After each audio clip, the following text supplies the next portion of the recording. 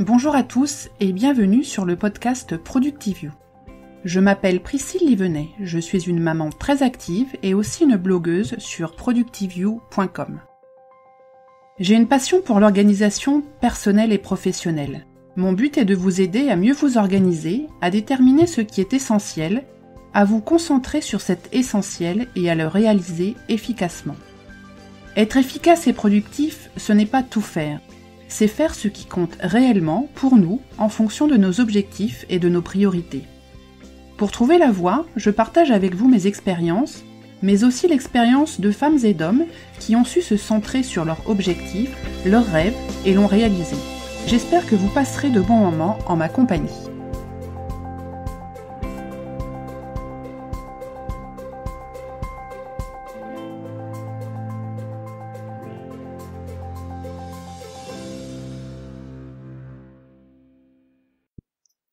Bonjour à tous et bienvenue dans l'épisode numéro 52 du podcast de Productivio. Nous allons reprendre très rapidement la suite de notre épisode commencé la semaine dernière sur les interruptions. Donc la semaine dernière, nous avons parlé de comment éviter autant que faire se peut les interruptions et aujourd'hui, on va donc continuer avec comment gérer les interruptions et comment se reconcentrer après une interruption. On commence tout de suite. Donc vous avez pu vous rendre compte avec l'analyse des interruptions qu'elles ne sont pas toutes de même nature, elles ne sont pas toutes valides, elles n'ont pas toutes le même niveau d'urgence, donc forcément on ne va pas les traiter de la même façon. Pour les demandes qui ne sont pas très urgentes, qui sont voire pas urgentes du tout, qui sont pas super valides, on va essayer de les traiter vraiment en quelques secondes, l'idéal c'est de faire en moins d'1 minute, le but c'est de ne pas perdre la concentration et le focus que l'on a sur notre tâche en cours. Genre, on vous pose une question, on passe une tête, c'est quoi le truc, on pose une question. On va faire un peu comme dans la gestion des mails, on va se fixer un temps maximum. Si on peut répondre en moins d'1 minute, on le fait, sinon on repousse. Donc si vous connaissez la réponse à cette question, que ça prend moins d'1 minute, vous la donnez, et puis vous dites à votre collègue de repasser dans 20 minutes, 1 heure, ou quelque chose.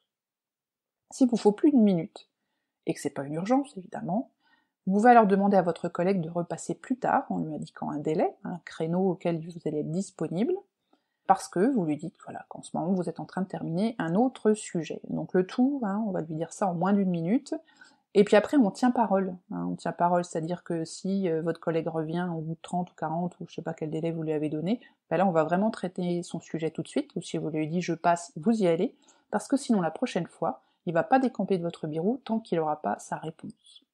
On peut avoir aussi une espèce de phrase toute prête. Alors cette technique est particulièrement adaptée pour des choses qui sont pas urgentes, qui sont pas super valides non plus, et surtout quand vous êtes super archi concentré en plein élan créatif.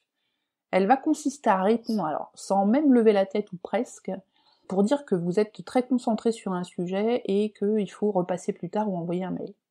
J'utilise cette technique depuis très longtemps, alors sans même m'en rendre compte, et je l'ai appris d'ailleurs, j'ai appris que je l'utilisais grâce à mes collègues, qui m'ont dit un jour, quand on passe te voir quand t'es concentré, tu nous fais une espèce de réponse sympa, je les envoie pas bouler non plus, mais on voit vraiment que c'est pas le moment, quoi.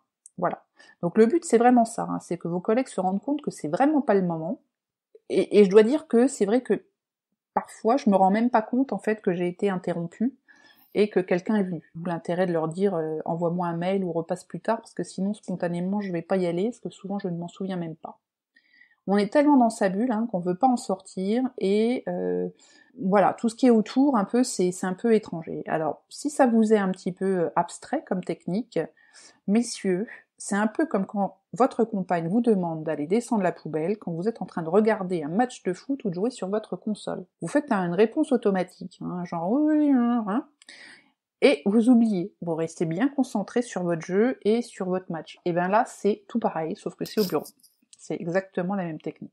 Troisième façon de traiter ces interruptions, moi je l'ai appelé chasser le boulet, j'en avais parlé dans un des tout premiers articles qui sont sur mon blog, un article sur l'arrivée au bureau et la productivité au bureau. C'est le fameux boulet de service. Alors je suis sûre que vous en connaissez au moins un ou deux ou plus. C'est des personnes qui sont généralement super sympas, charmantes, joviales, qui errent en permanence dans les couloirs, Généralement, on a toujours l'impression qu'elles sont peu occupées, ou alors elles sont super efficaces et du coup, elles n'ont pas beaucoup de temps libre, je ne sais pas, et qui sont toujours à l'affût d'une oreille pour les écouter, parce qu'elles ont des petits problèmes, ou alors elles vous racontent leur dernier week-end, les vacances, les enfants, leurs sorties, enfin bon bref. Ça peut être aussi des gens qui ont toujours des tas de secrets à vous dire, qui vous confient qu'à vous, comme à tout l'étage.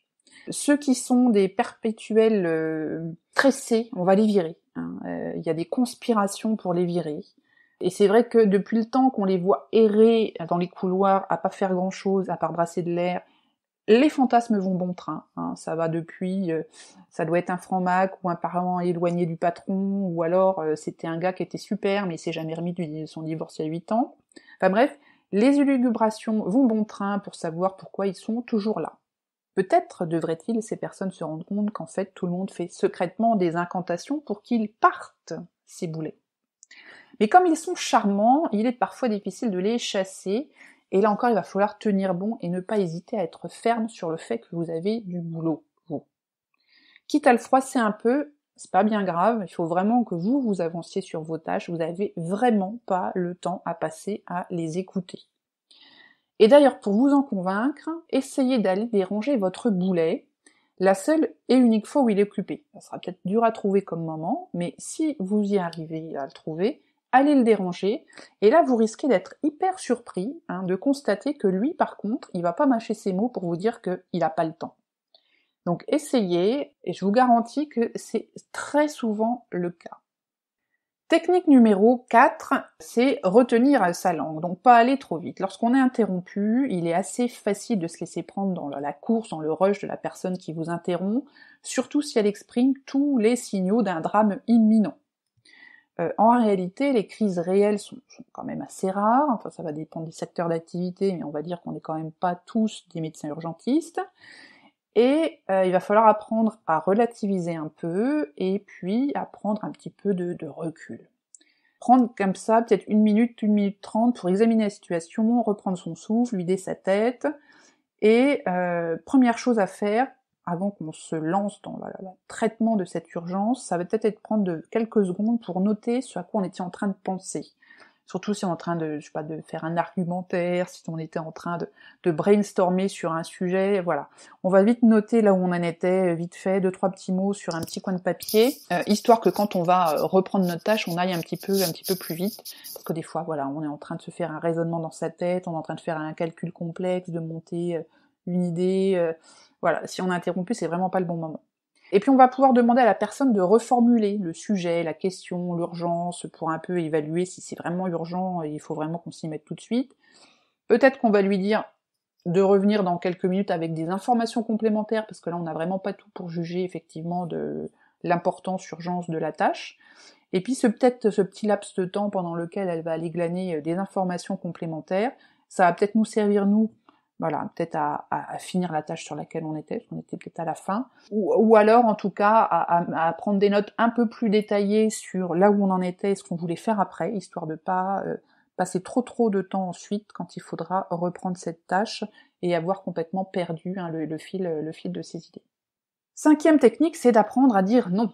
On a le droit de dire non, on a le droit de choisir dans la vie tout ce qu'on veut, il faut juste après être capable et être en mesure d'en assumer les conséquences de ses choix, mais on a absolument le droit de dire non à toutes les demandes qui nous tombent sur la tête, surtout si on est très occupé, parce que là, on a une bonne raison de dire non.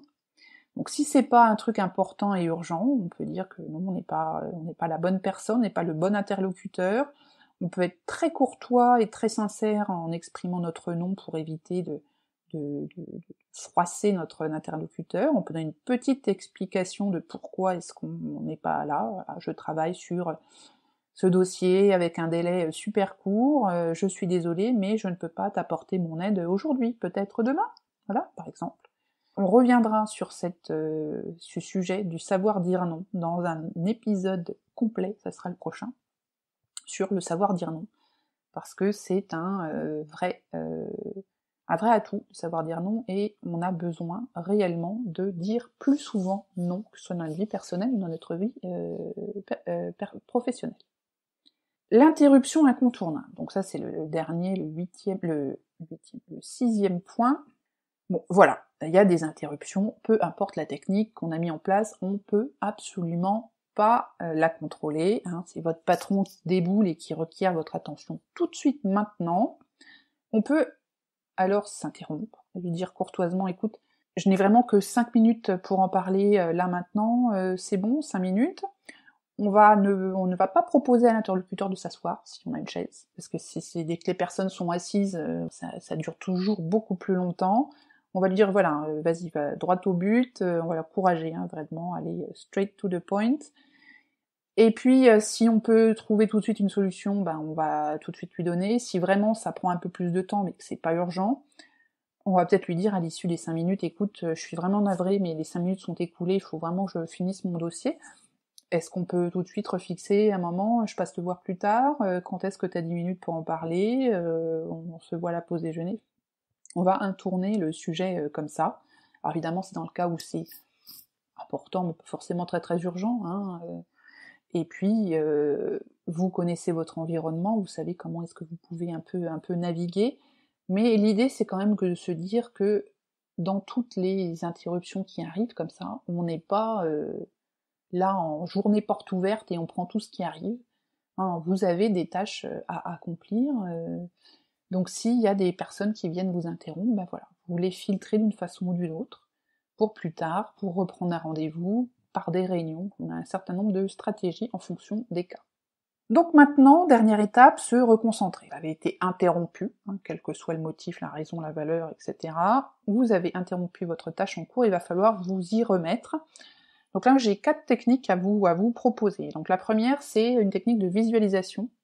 Donc l'idée, c'est de s'imaginer, une fois que votre dossier sera fermé, d'imaginer votre état d'esprit, votre ressenti, et de retrouver ainsi la motivation et l'énergie pour reprendre là où vous en étiez. Première technique. Deuxième technique, le questionnement. C'est vous allez vous poser à vous-même des questions sur votre avancement. C'est assez naturel. Souvent, quand on reprend une tâche, on se dit, parfois même à voix haute, où j'en étais où. Donc là, c'est ça l'idée, c'est où j'en étais, quelles sont les prochaines actions, quel est l'enchaînement logique des sous-tâches, on va renoter 2-3 petites choses comme ça, quelle est la prochaine vraiment action, prochaine étape à réaliser. Si vous aviez pris soin de noter au moment de l'interruption là où vous en étiez dans vos pensées, ça va certainement être beaucoup plus rapide de reprendre ainsi le fil, et puis le questionnement va vous aider un peu à structurer tout ça et à reprendre rapidement votre tâche. On peut faire aussi, en troisième suggestion, un petit bilan. C'est-à-dire qu'on va se fixer quelques minutes pour revoir ce qu'on a produit jusque-là. Par exemple, vous étiez en train d'écrire un grand mail ou une grande explication, je sais pas, un gros dossier. On va le reparcourir, donc avec plus ou moins de détails en fonction de là où vous en étiez, pour voilà se remettre, voilà, j'étais en train d'écrire ça, dans mon argumentaire, j'en étais là, la logique, etc., pour revoir les enchaînements. On est en train de faire une présentation, on va peut-être reprendre les premiers slides, revoir l'agenda qu'on avait fixé, le sommaire pour voir les grands titres où on en était, relire les notes de votre compte-rendu, enfin bref, reprendre un petit peu ce qu'on a fait en survolant, hein, évidemment on va pas reprendre de zéro, et puis reprendre ainsi, en fait l'idée c'est de reprendre le cheminement de votre pensée, et de retrouver le point où vous vous étiez arrêté, pour pouvoir ensuite continuer le plus rapidement possible.